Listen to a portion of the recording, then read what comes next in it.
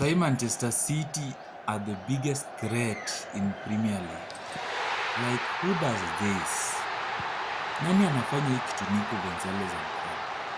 Like, Nico Gonzalez alikuwa sure atafunga. Venye Doku amempea ball akakuwa sure atafunga. You can see Nico Gonzalez anapata ball. Ameangalia directly into the post. Na hiyo place ameangalia ndiye ameweka ball. Anapewa ball na time anaangalia post anajikunja. Like, ona venye kijana kanaenda chini. Anajikunja before shoot.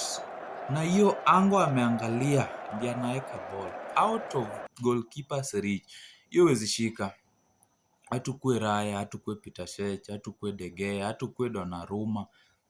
That is out of your reach. You can never reach that. Like, the goalkeeper himself is not sure if this guy is gonna shoot. Goalkeeper bado anadhani ball iko mbali, wanataka wafanye vitu zao hapa nje. But in Nico Gonzalez mind, hii ni mpira inakuja, imekuwa released already. Manchester City. Igwe.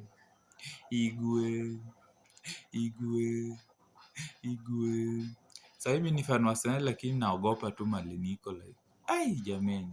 Wata lose any game kweli because the way I saw these people wakitafuta bao. It's hard to lose wallahi. Ni ngumu sana wapoteze but ni sawa tutaona jameni. Tutaona.